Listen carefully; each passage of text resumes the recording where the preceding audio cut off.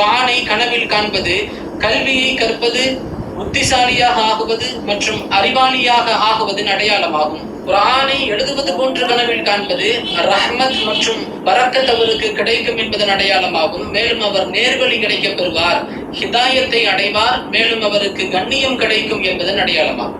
குர்ஆனை ஓதுவது போன்று ஒருவர் கனவில் காண்கிறார் என்றால் அவருக்கு ஒரு ஹிக்மத் கிடைக்கப் பெறும், அல்லது அவர் இம்மை வரும் அல்லது மறுமையினுடைய நலவுகளை அடைவார், அல்லது அவருக்கு சௌகரியமான வாழ்வு கிடைக்கப்பெறும், சௌகரியமான வாழ்வின் பக்கமாக அவர் அடியெடுத்து வைப்பார், அல்லது அவருக்கு சொத்துக்கள் கிடைக்கும், அல்லது அவருக்கு ஒரு வருமானம் கிடைக்கும், அந்த வருமானத்தின் மூலம் அவர் மகிழ்ச்சி அடைவார், அல்லது பதவி அல்லது உதவியின் மூலம் அவர் பிரபல்யத்தை அடைவார் என்பதன் அடையாளமாகும். குர்ஆனை பெறுவது போன்ற ஒருவர் கனவில் காண்கிறார் என்றால், ஒருவர் இவர் குர்ஆனை கொடுக்கிற மாதிரி இவர் கனவில் காண்கிறார், இவர் வாங்குறார் குர்ஆனை, அப்படி பார்த்தால் இவர் காரியத்தில் சிறப்பை அடைவார். எந்த ஒரு காரியத்தை எடுத்திருக்கிறாரோ அந்த காரியத்தில் அவர் சிறப்பை அடைவார். மேலும் இல்ம் மற்றும் அமல், கல்வி மற்றும் அமல் செய்வதில் அவர் பரிபூரணத்தை அடைவார் என்பதன் விளக்கமாகும். ஒருவர் பார்க்கிறார், குர்ஆனினுடைய பக்கத்தை அவர் சாப்பிடுகிறார், குர்ஆனினுடைய பேஜை அவர் சாப்பிடுவது போன்று கனவில் கண்டால் அவருக்கு மௌத் நெருங்கிவிட்டது என்பதன் அடையாளமாகும். மேலும் ஒருவர் பார்க்கிறார், குர்ஆனை அவர் விற்கிறார், குர்ஆன் அவர் மற்றவர்களுக்கு விற்பதை போன்று கனவில் கண்டால் அவர் ஈமானிலிருந்து தூரமாவார், இஸ்லாத்திலிருந்து அவர் வெளியேறுவார், மேலும் அவர் இழிவை சந்திப்பார், கேவலத்தை சந்திப்பார் என்பதன் அடையாளமாகும். ஒருவர் குர்ஆனை முகர்கிறார் அல்லது குர்ஆனை கேட்கிறார் என்றால் அவருக்கு ஹைர் மற்றும் பரக்கத் கிடைக்கப்பெறும், அவர் நலவான விஷயங்கள் அவருக்கு கிடைக்கப்பெறும் என்பதன் அடையாளமாகும்.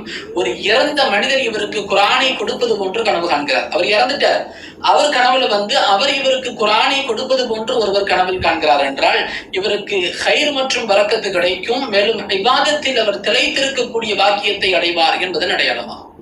ஒருவர் கனவில் குர்ஆனினுடைய நற்செய்திகளினுடைய ஆயத்தை கனவில் காண்கிறார், பஷாரத்தினுடைய ஆயத்துன்னு சொல்லுவாங்க, அந்த ஆயத்துக்களை ஒருவர் கனவில் கண்டால் அவர் சதகா செய்ய வேண்டும், மேலும் அல்லாஹ்விற்கு அவர் நன்றி செலுத்த வேண்டும்.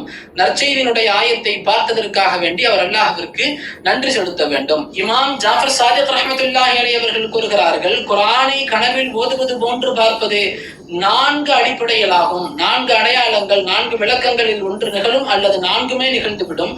முதலாவது, அவர் ஆபத்திலிருந்து பாதுகாப்பு பெறுவார். இரண்டாவது, அவர் வறுமையிலிருந்து செல்வத்தின் பக்கமாக நகர்வார், அவருக்கு செல்வம் கிடைக்க பெற்றுவிடும். மூன்றாவது, அவருடைய நீண்ட நாள் நாட்டம் நிறைவேறிவிடும், அவருடைய மனம் விரும்பிய நாட்டங்கள் நிறைவேற ஆரம்பிக்கும்.